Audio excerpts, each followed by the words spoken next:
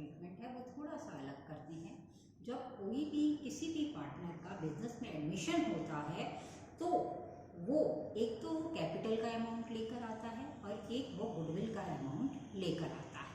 क्यों लेकर आता है गुडविल का अमाउंट? क्योंकि उसके आने से जो पहले के पार्टनर्स हैं उनके हिस्से में, उनके प्रॉफिट के शेयर में फ़र्क पड़ता है। वो अपने प्रॉफिट के शेयर में से हिस्सा निकाल के उसे देते हैं, तो हम वहाँ गुडविल से उन्हें कंपनसेट करते हैं।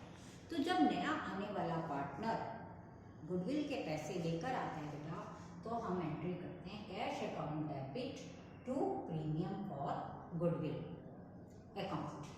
हम ये एंट्री हम करते हैं और ये जो पैसा बेटा गुडविल का वो लेकर आता है, वो पैसा गुडविल का जो सेक्रीफाइसिंग पार्टनर होते हैं, सेक्रीफाइसिंग पार्टनर मीन्स जो पहले के पार्टनर हैं, जो अपने शेयर में से, अपने प्रॉफिट के हिस्से में से निकाल कर उसको पैसे दे रहे हैं, उनको वो गुडविल का अमाउंट दे दिया जाता है।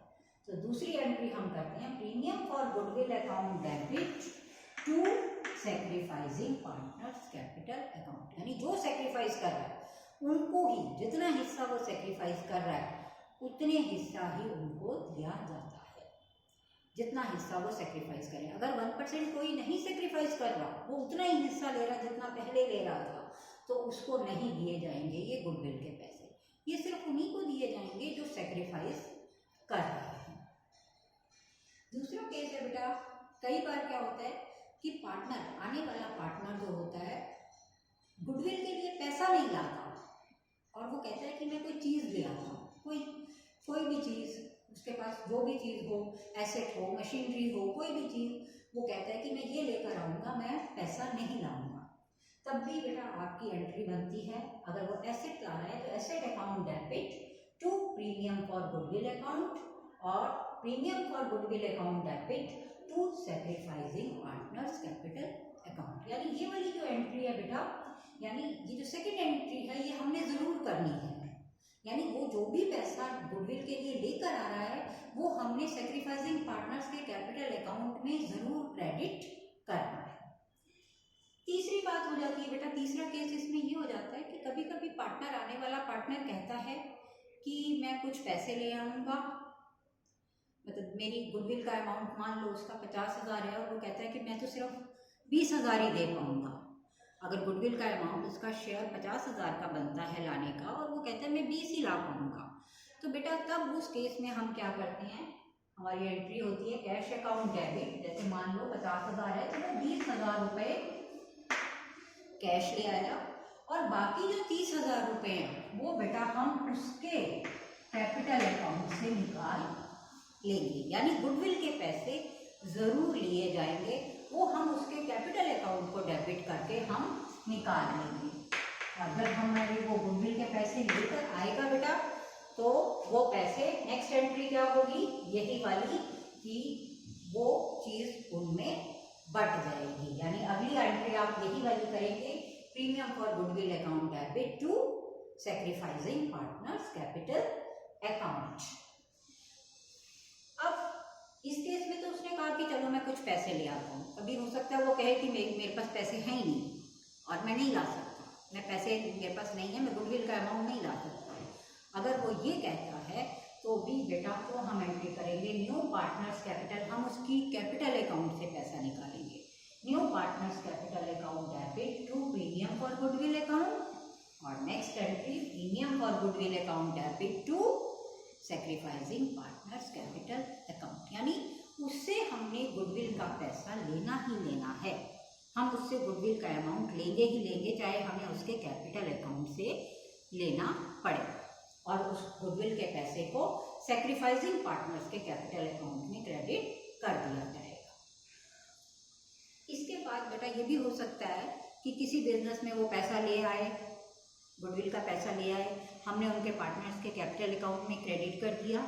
अब जो पार्टनर्स हैं जिनको वो पैसा मिला, वो उसमें से कुछ पैसा निकाल लें, कि वो सोचें कि चलो हम इसमें से कुछ पैसा निकाल लेते हैं। तो जब वो पैसा निकालते हैं बेटा, तो हम एंट्री करते हैं partners capital account debit to cash account. यानी अगर वो गुडविल का पैसा अगर वो सारा निकाल लेते हैं तो जो अमाउंट उनको मिला है उससे एंट्री कर देंगे। अगर वो कम निकालते हैं तो जितने अमाउंट से वो पैसा निकालते हैं उतने अमाउंट से हम इसकी एंट्री कर देंगे। अब इसमें बेटा एक केस आपका और रह जाता है कि ये तो बात की मैंने आपसे एडमिशन ऑफ अ पार्टनर की। अगर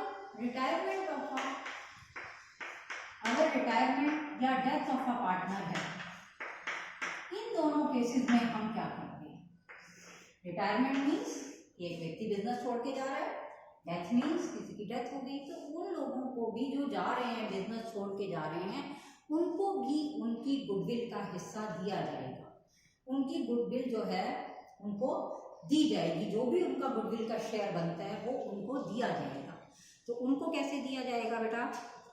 देखो बेटा, जब कोई जा रहा होता है, बिजनेस छोड़ के जा रहा है, रिटायर हो रहा है या डेथ हो गई है, तो उस केस में क्या होता है बेटा कि जो उसका शेयर है, वो जो पीछे रह जाते हैं पार्टनर, उनको मिल जाता है हिस्सा उसका, तो वो क्या कर जाते हैं? गेन कर जाते हैं, उनका हिस्सा बढ़ जाता है, प्रॉफिट में उनका शेयर बढ़ जाता है।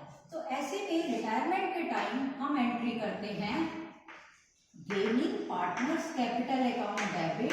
जो पार्टनर जितने जितने से गेन कर रहा है उतने उतने हिस्से से हम एंट्री करते हैं to retiring partners capital account. यानी जो जाने वाला पर्सन है उसको हम उसकी गुडविल का हिस्सा उसको दे देते हैं। जो भी पार्टनर उसके जाने से जिसको जितना जितना हिस्सा मिला है, जितना बड़ा है, उतने से उनको हम डेबिट कर देते हैं। और डेथ के केस में एंट्री सेम ही है बेटा, सिर्फ gaining partners capital account retiring की जगह आप लिख सकते हैं डिसीज्ड, यानी जो पार्टनर जिसकी डेथ हो गई है, जो डिसीज्ड पार्टनर्स कैपिटल अकाउंट में आप क्रेडिट कर देंगे। तो ये था बेटा आपका गुडविल का ट्रीटमेंट सभी चैप्टर में। ये भी बहुत इंपॉर्टेंट टॉपिक है बेटा, इस पे अलग से भी 3-4 नंबर का क्वेश्चन बन जाता है, और पूरे बड़े क्वेश्चन में तो आपको इस गुडविल का इस तरीके से ट्रीटमेंट करना ही होता है। Thank you.